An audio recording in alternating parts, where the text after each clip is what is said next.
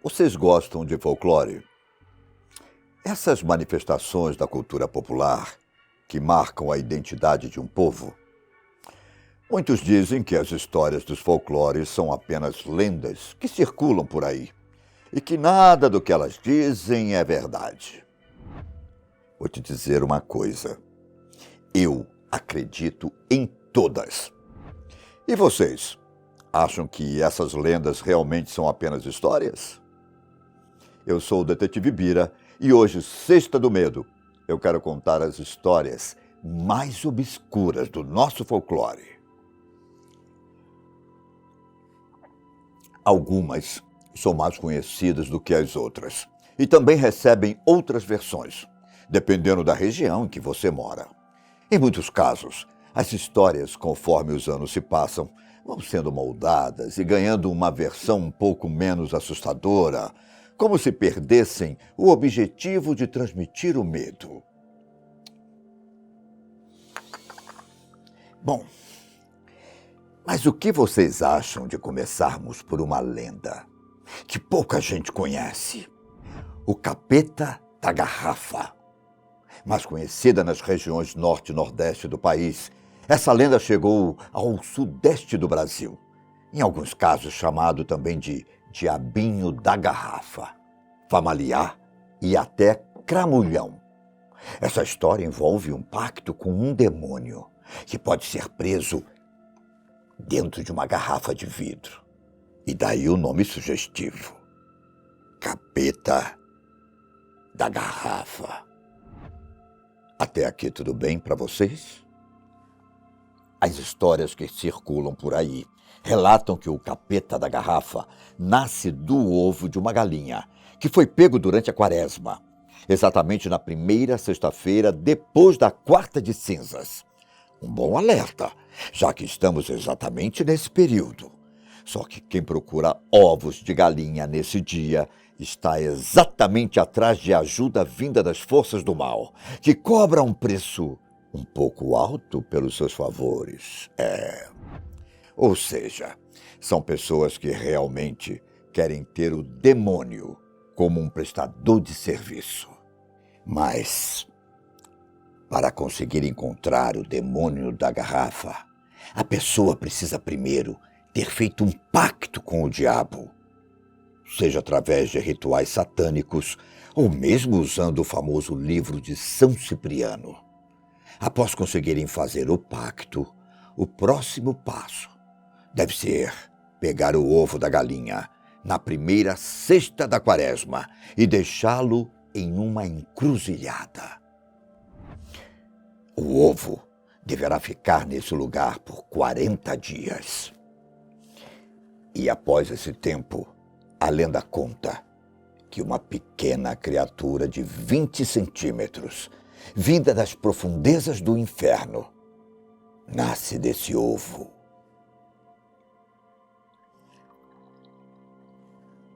A criatura é capaz de falar. E, é claro, de realizar os desejos das pessoas.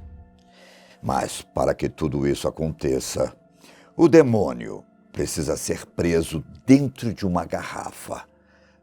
Mas, digamos assim, para poder ser explorado. A pessoa que conseguir todas essas coisas poderá fazer todos os pedidos para ela durante toda a vida. E esses pedidos podem envolver até as finanças. Só que essa vida repleta de regalias custa caro. Apesar da pessoa ter uma vida farta, depois que morre, terá de pagar todos os serviços prestados pelo demônio, com a sua própria alma. Depois que a pessoa morre e tem sua alma tomada pelo capeta da garrafa, a criatura é libertada e parte para o inferno com a alma da pessoa. Para muitos, essa lenda do capeta da garrafa é uma das mais assustadoras de todas. E muitos acreditam não ser apenas uma lenda. Já a lenda do corpo seco é uma das narrativas mais sombrias dentre as demais lendas do folclore brasileiro. A história do corpo seco surgiu em meados do século passado, ali no interior de Minas Gerais e São Paulo. A história conta sobre a vida de um homem chamado José Maximiano, um homem muito conhecido pelas crueldades que cometia contra as outras pessoas. E ao menos enquanto esteve vivo, José Maximiano realmente foi uma pessoa má. Tanto que, segundo contam por aí, ele torturava animais e, em alguns casos, chegou a espancar a sua própria mãe. Só que, às vezes, o mundo parece cobrar as pessoas cruéis. Um dia, ao se meter em uma briga, José acabou sendo assassinado. Seria isso karma?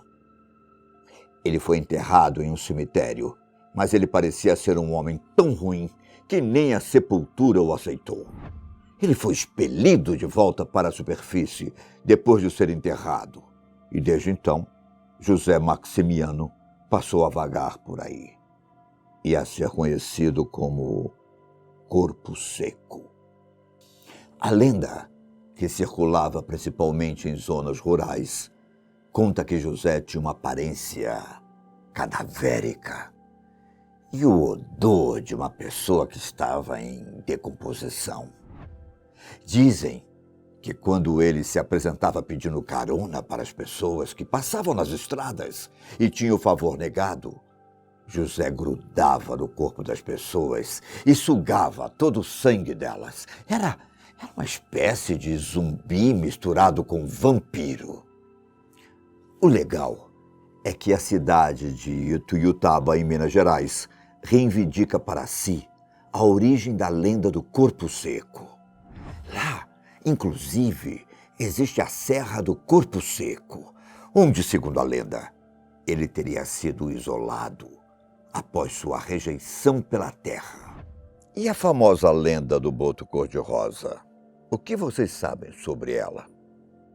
No imaginário popular, nas noites de lua cheia, no período de junho, próximo das comemorações das festas juninas, o boto cor-de-rosa sai do rio Amazonas e se transforma em metade homem e metade boto. Só que, quando ele se transforma em homem, eu não estou falando de qualquer homem, mas sim um cara bonito, extremamente atraente e com um porte físico que chama a atenção de qualquer mulher. O boto então sai caminhando pelas regiões próximas do rio, encantando e seduzindo as mulheres mais bonitas que ele encontra. Usando um chapéu, o rapaz leva as moças para a beira do rio e tem relações com elas. A lenda diz que toda mulher que se relaciona com o boto fica grávida. E após cumprir sua missão, o boto volta à sua forma normal e a mulher volta para a sua comunidade. Por mais curioso que possam ser, os botos cor-de-rosa foram por muito tempo caçados no Rio Amazonas, principalmente por homens que acreditavam que suas mulheres tinham sido engravidadas por eles. Alguns até acreditam que, se comerem a carne desses animais, passarão a ter as mesmas características. Ainda tem os que acreditam que comer a carne do boto cor-de-rosa pode deixar a pessoa louca. Todas essas lendas, apesar de não serem as mais populares, são muito conhecidas em diferentes regiões do Brasil. Mas não podemos negar que algumas das mais conhecidas, como é o caso do Curupira, também colocam medo em muita gente. Sabe aquela versão fofinha que a gente via na televisão nos anos 90? Sobre as lendas do folclore brasileiro? Pois é. Esqueça tudo o que você viu na TV. pois as lendas da vida real são mais assustadoras do que você imagina. O Curupira é uma entidade muito parecida com a caipora, com funções e domínios idênticos, ou seja, que protegem a fauna e flora. A diferença é que o Curupira sempre aparece nu, montado em seu porco do mato, portando uma lança com arco e flecha, cabelos vermelhos e o mais assustador, os pés virados para trás. De origem indígena, esse guardião das matas pune cruelmente quem ousa desobedecer às suas leis. Os caçadores, por exemplo, costumam ser suas vítimas. Como ele as pune? Geralmente ele cria ilusões e faz torturas psicológicas. Às vezes, as pessoas se perdem nas florestas. Suas trilhas ficam confusas por causa dos pés virados para trás do Curupira. São agredidos e têm seus cães de caça mortos. A lenda também conta que o Curupira é um ser que está aberto para acordos, para perdoar aqueles que invadem seus domínios.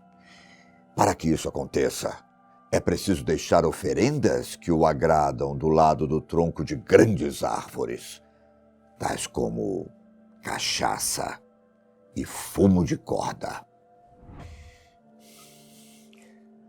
O mais legal é que os estudiosos do folclore brasileiro afirmam que essa foi uma das primeiras histórias citadas pelos portugueses que se mudaram para o Brasil durante a colonização.